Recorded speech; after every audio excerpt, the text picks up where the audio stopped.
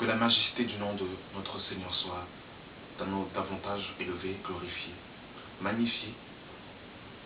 Et nous bénissons le Seigneur pour les temps que nous vivons, parce que nous sommes la génération qui verra le retour de Jésus. Nous sommes la génération qui est en train de voir sous nos yeux la manifestation de l'apparition de l'homme impie. Et ce sont des messages capitaux, fondamentaux, qu'il faut que le peuple de Dieu soit éclairé sur ces réalités spirituelles, le règne de l'homme impie. Et aujourd'hui, nous allons voir un peu comment est-ce que le règne de l'homme impie va se manifester par la grâce de Dieu. Alors, vous n'êtes pas censé ignorer que l'enlèvement de l'Église est lié à l'apparition de l'homme impie. Et le prophète Daniel et l'apôtre Paul, justement, nous ont annoncé par le Saint-Esprit et nous ont parlé de l'homme impie. Et c'est ce que nous allons développer par la grâce de Dieu. Alors, l'homme impie est tout simplement l'inverse de Jésus-Christ. C'est-à-dire que vous prenez Jésus et vous lui mettez tout son opposé. C'est-à-dire que Jésus était miséricorde, il était amour, il était juste, il était saint, il était parfait, il était amour. Et lui, il sera tout l'opposé, tout l'inverse. Il sera, je ne sais pas si le terme méchant peut le qualifier, parce qu'il va réunir, en fait, avant que Jésus ne vienne, il y a eu des typologies de Christ, c'est-à-dire des hommes qui avaient en eux l'esprit de Christ, selon 1 Pierre chapitre 1, verset 10, lorsque nous voyons, mes amis, Moïse était un type de Christ, dans le sens où Moïse était le prophète de l'Exode.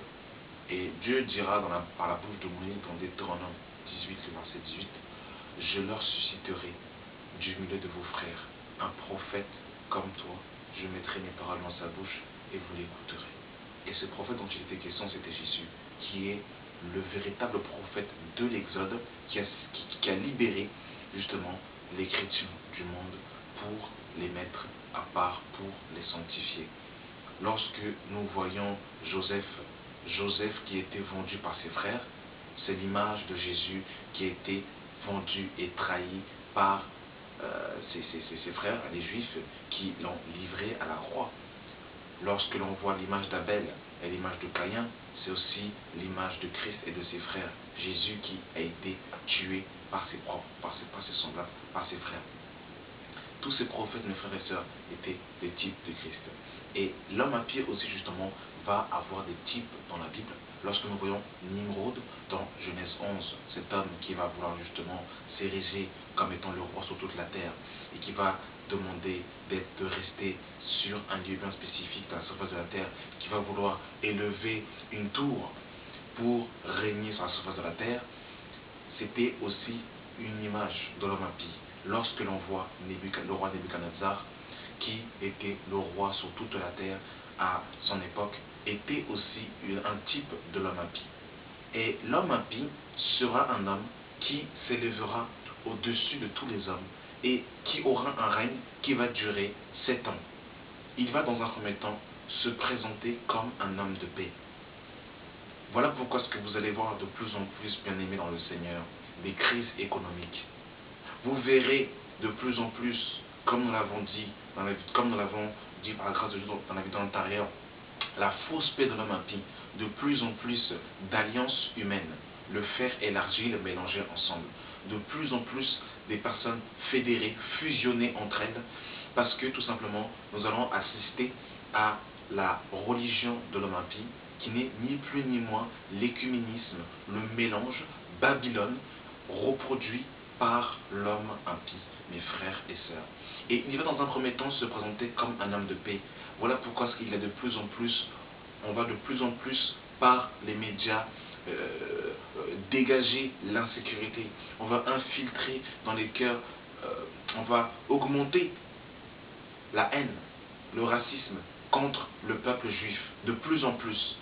On va de plus en plus, il va de plus en plus avoir des crises économiques. Et toutes ces choses seront ni plus ni moins un moyen pour nous présenter la venue d'un homme, un homme de paix. Et cet homme de paix ne sera ni plus ni moins l'homme impie. Et pour votre information, l'homme impie est déjà dans le monde. Nous allons le voir toujours Bible à l'appui pour vérifier ce que nous disons, afin que votre foi ne soit pas basée sur les paroles d'un homme, mais sur la parole de Dieu. C'est capital de comprendre ces choses, afin que vous ne vous fassiez pas balloter à tout vent de doctrine. Nous sommes dans 1 Thessaloniciens chapitre 5 à partir du verset 1 qui nous dit: pour ce qui est des temps et des moments, vous n'avez pas besoin, frères, que l'on vous écrive, car vous savez vous-même que le jour du Seigneur viendra comme un voleur. Dans la nuit, quand les hommes diront paix et sûreté, alors une ruine soudaine les surprendra, comme les douleurs de l'enfantement surprennent la femme enceinte, et ils n'y échapperont pas. Donc on voit que à un moment donné, il y aura une soi-disant paix. Et cette paix va être amenée par l'homme impie. Et l'homme impie, il va se présenter dans un premier temps comme étant un homme de paix, et il va stopper le conflit israélo-palestinien. Il va stopper, entre guillemets, les crises économiques. Et pour votre information, Hitler aussi était un peu l'image de l'homme impie. Quand il est venu dans un premier temps, Hitler, il n'est pas d'abord tout de suite venu se présenter comme étant un homme qui voulait conquérir le monde. Il a d'abord voulu, dans un premier temps, restaurer son pays, l'Allemagne, qui était dans beaucoup de crises. Et il est venu, il a d'abord restauré ces choses, il a gagné en séduisant bien évidemment le cœur des Allemands pour pouvoir, je dirais, distiller sa haine sur toute la surface de la terre. Et bien évidemment, son ennemi, sa cible numéro 1 était les Juifs. Et ça va exactement être pareil avec l'homme impie. Et nous disons que l'homme impie était déjà sur la terre. Nous sommes dans 1 Jean chapitre 4 à partir du verset 1. Bien-aimés, n'ajoutez pas foi à tout esprit, mais éprouvez les esprits pour savoir s'ils sont de Dieu. Car plusieurs faux prophètes sont venus dans le monde. Reconnaissez à ceci l'Esprit de Dieu. Tout esprit qui confesse Jésus-Christ venu en chair est de Dieu, et tout esprit qui ne confesse pas Jésus-Christ venu en chair n'est pas de Dieu, c'est celui de l'Antéchrist, dont vous avez appris la venue, qui est maintenant et déjà dans le monde. Donc on voit que l'homme impie est déjà dans le monde. Il est déjà là, mes frères et sœurs, et dans peu de temps, il se manifestera au grand jour. Et l'apôtre Paul nous dira dans 2 Thessaloniciens chapitre 2 à partir du verset 1: pour ce qui concerne l'avènement de notre Seigneur Jésus-Christ et notre règlement avec lui, nous vous prions, frères, de ne pas vous laisser facilement ébranler dans votre bon sens, et de ne pas vous laisser troubler, soit par quelque inspiration, soit par quelques paroles, ou par quelques lettres qu'on dirait venir de nous, comme si le jour du Seigneur était déjà là. Que personne ne vous séduise d'aucune manière, car il faut que l'apostasie, autrement dit, entre guillemets, l'abandon de la foi, soit arrivée auparavant, et qu'on ait vu paraître l'homme du péché, le fils de la perdition, l'adversaire qui s'élève au-dessus de tout ce qu'on appelle Dieu ou de ce qu'on adore, jusqu'à s'asseoir dans le temple de Dieu, se proclamant lui-même Dieu. Donc on voit que le troisième temple, mes frères et sœurs, parce que Jésus-Christ avait prophétisé en disant à ses disciples, dans Matthieu 24, il avait dit que quand les disciples lui ont montré dans Matthieu 24, à partir du verset 1, les belles constructions du temple, Jésus va dire à ses apôtres que il ne restera pas ici pierre sur pierre qui ne soit renversée. Et 70 ans après la résurrection de Christ, l'empereur Titus a détruit, a ravagé ce temple. Mais on nous apprend mes frères et sœurs, que le temple va être reconstruit. Et vous pouvez vous procurer ce reportage, même sur Internet. Là, on nous apprend que les Juifs ont déjà tous les ustensiles et qu'ils ont à cœur de reconstruire le troisième temple. Et il y a un phénomène que l'on voit actuellement qui s'appelle l'Alia, le retour des Juifs sur leur terre. Beaucoup de Juifs ont à cœur de retourner sur leur terre. Et ils vont reconstruire justement le troisième temple. Et en reconstruisant ce troisième temple, l'homme impie va signer un traité de paix avec les Juifs. Et nous sommes dans Daniel, justement, Daniel au chapitre 9. Daniel chapitre 9. Nous bénissons le Seigneur pour toutes les informations qu'il nous donne, pour sa parole qui nous éclaire. Nous sommes dans Daniel chapitre 9 à partir du verset 25. Sache-le donc et comprends, depuis le moment où la parole a annoncé que Jérusalem sera rebâtie, jusqu'à celui où le chef sera au moins, il y a 7 semaines, dans 70 semaines. Les places et les fossés seront rétablis, mais en ces temps fâcheux, après les 62 semaines, un roi sera retranché et il n'aura pas de successeur. Le peuple d'un chef qui viendra détruire la ville et le sanctuaire, et sa fin arrivera comme par une introduction. Et il est arrêté que le dévastateur durera jusqu'au terme de la guerre. Verset 27. Il fera une solide alliance avec plusieurs pendant une semaine. Durant la moitié de la semaine, il fera cesser le sacrifice et l'ordonnance. Le dévastateur commettra les choses les plus abominables jusqu'à ce que la ruine de ce qui a été résolu fonde sur le dévastateur. Et ici, on nous apprend qu'il fera une alliance pendant une semaine. Et une semaine, ici, bien évidemment, n'est pas une semaine de lundi à dimanche, mais c'est une semaine prophétique, et c'est en termes d'années. C'est une totalité de 7 ans. Et la Bible nous dit qu'au milieu de la semaine, il fera cesser justement cette alliance et il va justement se montrer sous son véritable visage. Et les Juifs vont s'apercevoir de la supercherie, ils vont s'apercevoir qu'il n'était pas leur Messie, et quand ils ne vont plus justement vouloir adhérer à sa politique, il va se révéler sur son véritable visage. Donc le règne de l'homme impie va durer une période de 7 ans, et pendant 3 ans et demi, il y aura 3 ans et demi de fausse paix, et 3 ans et demi où il va rentrer véritablement sous son véritable visage. Et nous sommes dans Apocalypse, justement, Apocalypse chapitre 13, à partir du verset 1, on en parle justement des 3 ans et demi du règne justement de la bête. Puis je vis monter de la mer, une bête qui avait 10 cornes et 7 têtes, et sur ces cornes 10 diadèmes, et sur ses têtes des noms de blasphème. La bête que je vis monter était semblable à un léopard, ses pieds étaient comme ceux d'un ours, et sa gueule comme la gueule d'un lion. Le dragon lui donna sa puissance et son trône, et une grande autorité. Et le dragon, il est question de Satan. Et lorsque vous voyez dans 2 Thessaloniciens 2, vous verrez que il est bien spécifié que l'homme impie agira avec l'autorité justement de Satan.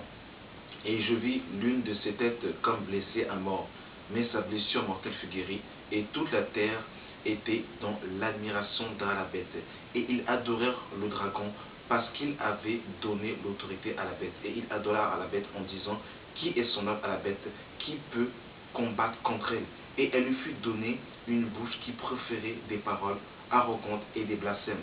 Et il lui fut donné le pouvoir d'agir pendant 42 mois. Donc il va agir, mes amis, pendant 42 mois. Autrement dit, pendant 3 ans et demi, où il va justement s'attaquer, il va faire la guerre et il va se manifester sur toute sa méchanceté. Et nous sommes dans Apocalypse chapitre 11 à partir du verset 1. on me donna un roseau semblable à une verge. Et l'ange se présenta et dit, lève-toi et mesure le temple de Dieu, l'autel et ceux qui y adorent. Mais le parvis extérieur du temple, laisse-le en dehors et ne le mesure pas, car il a été donné aux nations, et elles fouleront aux pieds la ville sainte pendant 42 mois. Et la ville sainte, bien évidemment, il est question de Jérusalem. Et Jésus va dire, lorsque vous verrez Jérusalem investie par des nations, sachez que sa désolation est proche. Et Dieu, justement, va exciter les nations aux alentours. Et nous en parlerons, si Dieu le permet, sur la fin du règne de l'homme impie. Dieu va exciter les nations afin qu'elles attaquent Jérusalem. Et c'est à cet endroit-là justement qu'il y aura la guerre d'Armageddon, que Jésus reviendra du ciel avec un cheval blanc et qu'il mettra fin au règne de l'homme impie. Donc on voit encore que Jérusalem sera foulée aux pieds par les nations pendant 42 mois, autrement dit 3 ans et demi, mes frères et sœurs. Et nous allons terminer par un dernier passage, nous sommes dans Daniel. Daniel chapitre 11, bien-aimé dans le Seigneur. C'est le message du temps, mes frères et sœurs. Il faut être informé sur ces réalités spirituelles parce que nous sommes à la veille de ces choses. Et Daniel chapitre 11, le verset 31 nous dira, des troupes se présenteront sous son ordre. Elles profaneront le sanctuaire, la forteresse. Elles feront cesser le sacrifice perpétuel et dresseront l'abomination du dévastateur. Donc on comprend ici que lorsque le temple va être reconstruit, les Juifs vont à nouveau continuer à faire leur culte parce que ce qui fait la force de la foi hébraïque, c'est le temple. Et ils ont besoin justement du temple pour pouvoir pratiquer leurs sacrifices, leurs ordonnances. Mais on nous apprend ici que l'Empire va faire cesser justement toutes ces choses. Il séduira par des flatteries les traites de l'alliance. Mais ceux du peuple qui connaîtront leur Dieu agiront avec fermeté. Et les plus sages parmi eux donneront instruction à la multitude. Donc on voit que beaucoup, comme nous dira Apocalypse 13, beaucoup vont être omnibulés par la bête, beaucoup vont l'adorer, beaucoup justement vont lui rendre un culte parce qu'il va se présenter comme lui-même Dieu, mais quelques-uns justement du peuple juif n'adhéreront pas, ne vont pas accepter, et ne vont pas vont comprendre la supercherie et vont informer d'autres personnes que cet homme est un usurpateur. Il en est qui succomberont pour un temps à l'épée et à la flamme, à la captivité et au pillage. Dans le temps où ils succomberont, ils seront un peu secourus et plusieurs se joindront à eux par hypocrisie.